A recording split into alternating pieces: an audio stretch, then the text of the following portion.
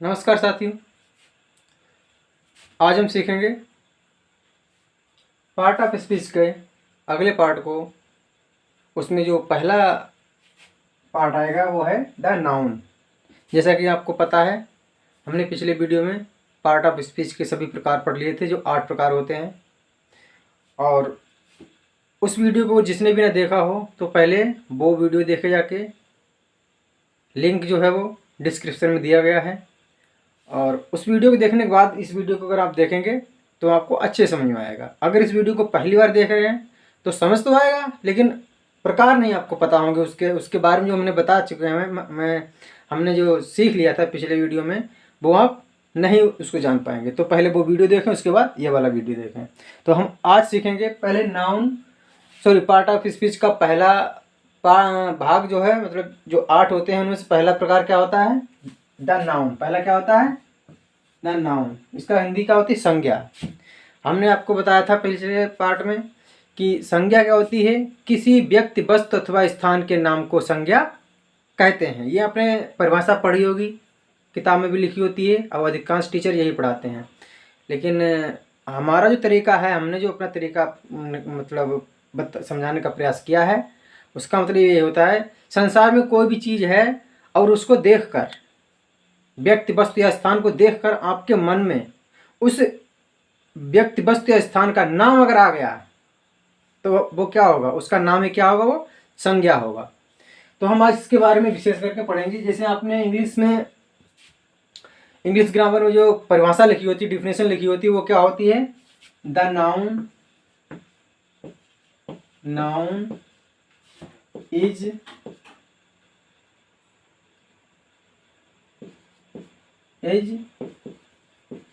a noun is the name of a person,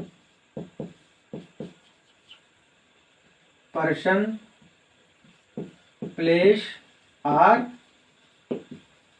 thing। किसी व्यक्ति, वस्तु अथवा स्थान के नाम को हम संज्ञा कहते हैं। जी हमने पहले पढ़ा था। और इसको अगर हिंदी में अगर हम अपने तरीके से समझें तो संसार में कोई भी चीज़ है और अगर उसका नाम है तो वो क्या है? संज्ञा है। जैसे हम किससे भी पढ़ रहे हैं, हम लिख कर किससे रहे हैं? कलम से। तो ये कलम क्या हो जाएगा? संज्ञा हो जाएगा। हम किस पर लिख रहे हैं? बोर्ड पर। तो ये बोर्ड क्या हो जाएगा? एक संज्ञा का मतलब इसका नाम क्या है? बोर्ड। तो बोर्ड क्या है? एक नाम है, और नाम ही क्या होती है? संज्ञा होती है। तो अब हम आगे बढ़ते हैं इसके प्रकारों को। इसमें संज्ञा के कितने प्रकार होते हैं? आपने ग्रामर में पढ़ा होगा, अधिकांश जगह या हर जगह यही पढ़ा जाता है। ये किताब में होता है कि संज्ञा के 5 प्रकार होते हैं। कितने होते हैं? 5 प्रकार होते हैं। तो हम 5 प्रकारों को पहले लिख लेंगे, उसके बाद में एक एक करके उनको पढ़ेंगे। तो पहला क्या है? पहला हम लिखेंगे, पहला प्रकार है प्रॉपर नाउन। क्या है? Proper noun.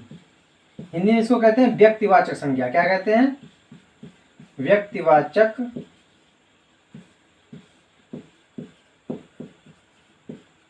संज्ञा। दूसरा क्या है? Common noun. क्या है? Common noun. इसको कहते हैं जातिवाचक संज्ञा। जातिवाचक संज्ञा। तीसरा क्या है? Collective noun. क्या है? Collective noun.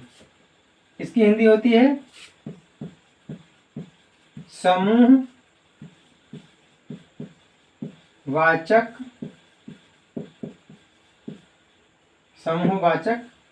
संज्ञा। और चौथा क्या होता है? Material noun. Material noun. इसको कहते हैं पदार्थ वाचक संज्ञा। और पांचवा क्या होता है? Abstract noun. क्या होता है? अब्स्ट्रैक्ट नाउन, इसको कहते हैं भाव या अनुमान वाचक संज्ञा। अब हम पहले इनके बारे में पढ़ लेते हैं वर्बली, फिर हम इनको एक एक करके लिख कर इनको सीखेंगे। जैसे क्या प्रॉपर नाउन क्या होता है? प्रॉपर का मतलब व्यक्तिवाचक संज्ञा। ऐसे संज्ञाएं या ऐसे व्यक्ति वस्तु अथवा स्थानों के नाम जिनसे उनकी स्पेशलिटी, विशेषता, मतलब विशेष, वो उनका व्यक्तिगत नाम उनका पता चलेगा, किसी का नाम हो। और प्रॉपर नाउन की एक खास पहचान ये होती है कि ये कहीं भी लिखा जाएगा तो इसका पहला अक्षर क्या होगा? हमेशा बड़ा होगा। दूसरी क्या है? कॉमन नाउन, जातिवाचक संज्ञा। वे नाउन जिनसे किसी व्यक्ति वस्तु अथवा स्थान के जातियों का बोध होता हो, समूह का, उसकी जाति का बोध होगा। जैसे कुर्सी या पेड़ या जानवर या व्यक्ति या मनुष्य। पक्षी, पक्षी उनकी क्या हो गई? जाति। और जो तीसरा होगा कलेक्टिव नाउन, ऐसा समूहवाचक संज्ञा। इसमें क्या आएगा? समूह आएगा। वे नाउन जिनसे किसी व्यक्तिगत अथवा स्थान के समूह के बारे में पता चलता है उसे हम क्या कहते हैं? समूहवाचक संज्ञा। जैसे police, army, students, doctor, teacher,